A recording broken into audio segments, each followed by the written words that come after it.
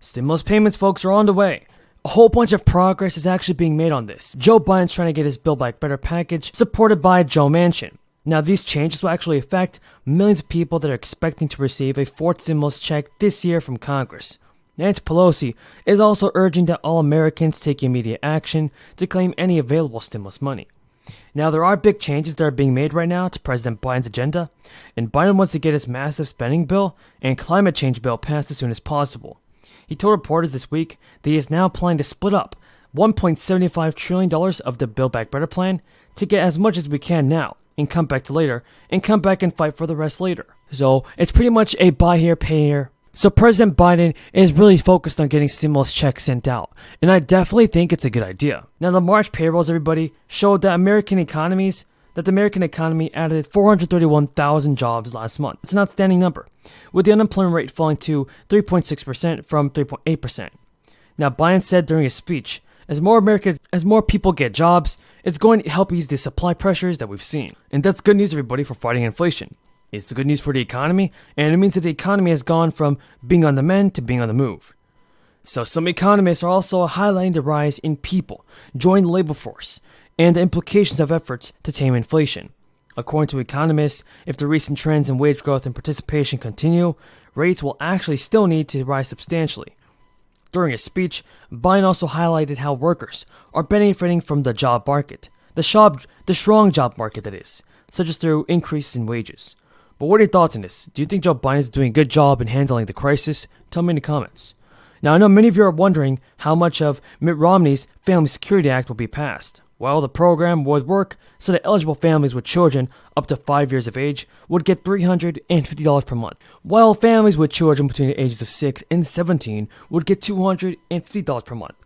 So friends, as with most stimulus checks, there is a maximum income limit for receiving the benefit.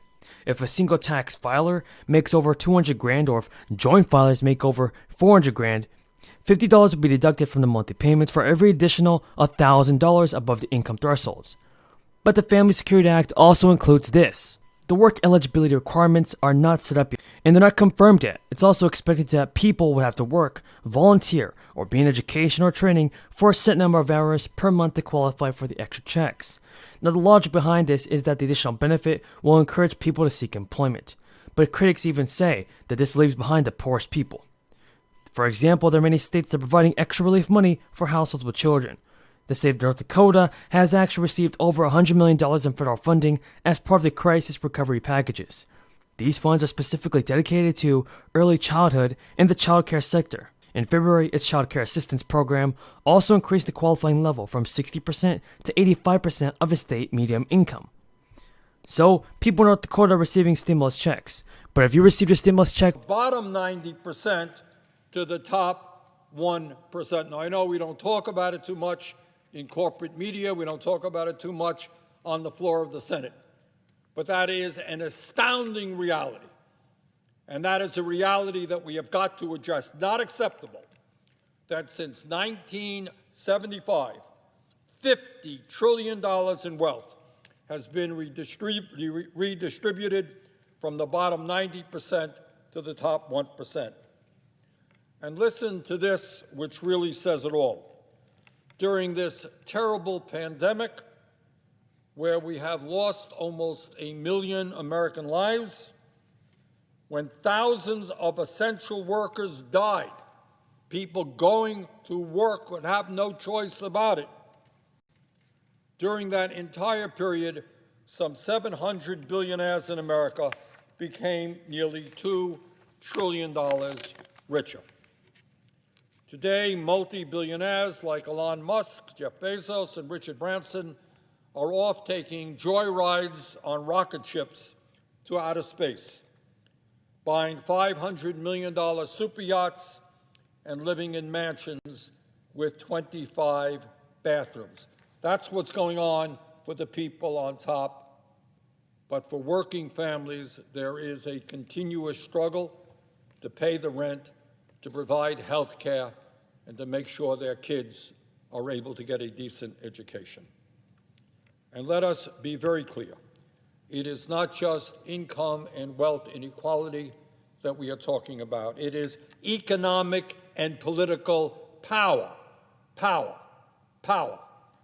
In America today, just 3 Wall Street firms, BlackRock, State Street, and Vanguard, control assets of over $21 trillion. Improving working conditions across the economy. The White House has stated that the plan would invest $2 trillion over 10 years and focus on 3 major areas: investments in physical infrastructure, improvements to working conditions for those in care economy, and righting the injustices of past housing.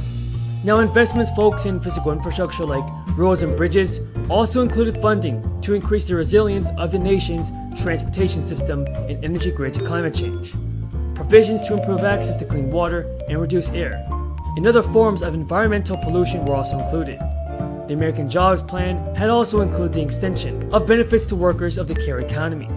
The bill had also included measures that would send aid to communities who were broken up or left out of major infrastructure projects. Folks, the Infrastructure Investment and Jobs Act is smaller and neither completely eliminated or cut funding significantly for many of these initiatives.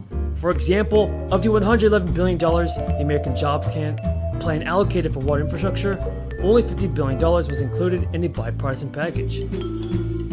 Republicans and some Democrats came up with a brilliant idea for cutting cost of living adjustments for Social Security. We said it will be over our dead bodies if you cut Social Security. As president, I will do everything I can to extend the solvency of Social Security. Bernie Sanders was just on the Senate floor, and he was blasting Mitch McConnell about the debt ceiling and not raising the debt ceiling. Now, every few years, the Republicans, Democrats, whoever is in charge, one party doesn't like. One party says they're not going to raise the debt ceiling. The other party says we need to raise the debt ceiling. Right now, the Democrats are in the lead as far as the votes, so they're saying let's raise the debt ceiling. The Republicans are not in the lead. They say let's not raise the debt ceiling. Now, I think the Republicans do have a point here. The Democrats are trying to add another $5 trillion to the debt. There already is $28 trillion on the federal government's debt right now.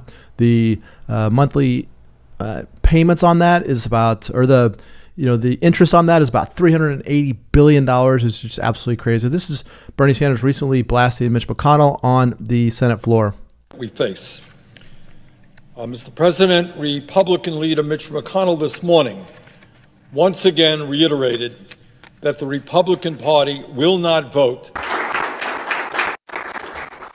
Let me thank Governor Scott and Holly for their great work, and let me thank the young people for willing to get involved to help us shape programs that are relevant to young people. Sometimes when we get a little bit older, we forget what it's like to be 16,